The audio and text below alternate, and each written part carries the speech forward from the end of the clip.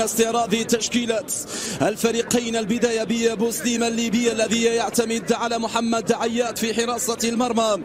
في خط الدفاع حسام العباني على الجهة اليمنى، على اليسار يحضر القائد عبد المنعم عكاشة.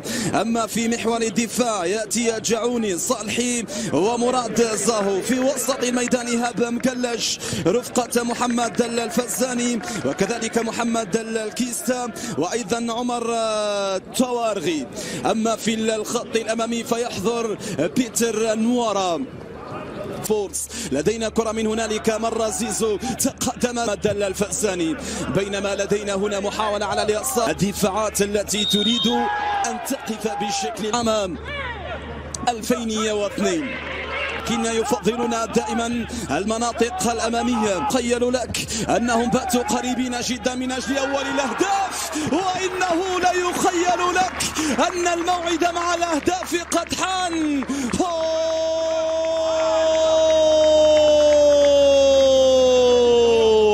على حين غفلة من الدفاعات من عمر جابر إلى ناصر منسي، ربط اتصاله مباشرة، حضر كرة جميلة داخل منطقة الخطر. ناصر كان ذلك الخطر الذي يصعب تجنبه. القلعة البيضاء تتقدم في النتيجة، القلعة البيضاء يا سادة تضع يدها على التقدم. كرة كانت دفاعات الزمالك، العودة بمبدأ الأمان. وشلبي إلى زيزو، ومن هنالك على الدفاعات المصرية. بعد ذلك وصلت في زيزو من أمامية زاهو، 1-1. زيزو حافظ، هذا هو مصطفى شلبي. تغطية ممتازة عادت مرة أخرى، وصلت لكن رغبتك نحو الأهداف ونحو الضربة يا بيتر. وصلت محاولة قادمة، التغطية بينما لدينا كرة وصلت من هنالك. بعد ذلك فرصة من أجل الثاني ولكنها ضاعت. فرصة كانت خطيرة جميلة عن عبد الله سيد نيمار، عادت مرة أخرى كته الأولى في كأس الكونفدرالية. ممريرة جميلة جدا وصلت،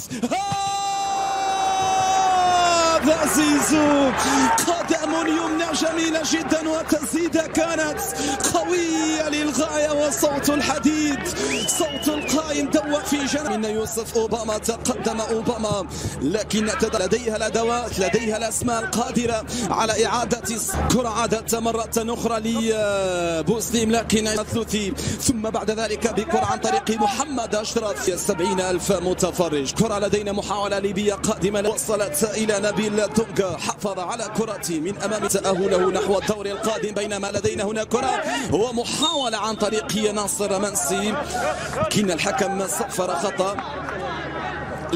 البرتغالي درب كذلك التعاون ذا الشوط الأول. كرة على الجهة اليمنى، تغطية ممتازة. أول موسم لبوسليم في الدوري الممتاز الليبي كان مؤلما وقاسيا يا بوسليم. لدينا هنا كرة ومحاولة عن طريق مهدي. عندما نتحدث عن معتز مهدي أخرى إلى نبيل دونغا. سكة الحديدي ظفر باللقب الافريقي هذا الموسم، بطل النص من الوسط. انطلاقة ومحاولة وصل من خلالها، يتواجد في المناطق الأمامية اللاعب الذي قد يصمت هناك في المدينة الجميلة. مدى الفزاني، كرة عادت مصرية من هنالك عن طريق زيزو، وصلت بعد ذلك اطرح. هل سيتمكن بوسليم من أجل العودة؟ لكن هنا كرة لدينا، وكرة كانت خطيرة جميلة لكنها ضاعت من منسي، ضاعت من ناصر منسي اللاعب الذي تحرك خلف الخطوط. إلى نبيل دونغا، كرة بلمسة لكن الحكم صفر خطأ للزمالك، خطأ في مكان خطير. تكون هذه الكرة بكرة قادمة بعد ذلك، لكن يقاتلون، يتقدمون، يبحثون عن أنصاف الكرات من أجل تعديل ميزان الحوار بين الطرفين وإعادة المباراة إلى نقطة البداية. ممتعة جدا هذه المباراة، جميلة جدا هذه. عنده الكرة من أمام العباني باليسار، وصلت داخل المنطقة. ماذا هناك؟ لكن لا وجود لركلة ينجز.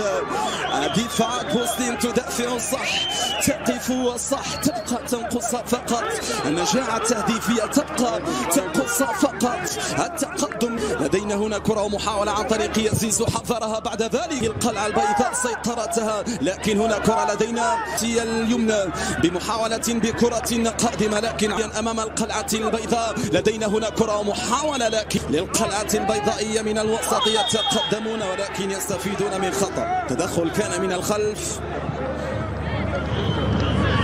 وبطاقة صفراء، هي البطاقة الصفراء الثالثة التي يخرجها الحكم. الأولى تسجيل أهداف في كأس العالم حين نجح في تسجيلها، تريد وتبحث عن فرصة من أجل تعديل الحرية. من هنالك وصلت خطيرة قادمة جميلة قادمة جدا، أرسل كرة في القائم الأول، لكن بعد ذلك المتابعة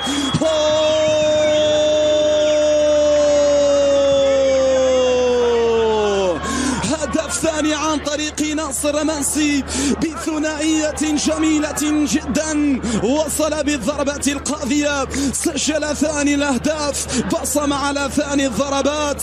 الزمالك مجددا يسجلون، القلعة البيضاء تبسط سيطرتها وتتقدم بهدف ثاني. أخطاء كرة ومحاولة قادمة لكن كرة ومحاولة قادمة لكن ضربة القادمة خطيرة على الدفاعات المصرية، وصل داخل منطقة الخطر، وخطر قد يكون قادم الفرقة الليبية. وصلت كرة لكنها بعيد، هذا شيكابالا الأماكن التي يريدها ويبحث عن الحل. شيكابالا عاد إلى سيد عبد الله، عنده الكسرة بالدقة الكافية، وكرة قد تجد من لكن بعد ذلك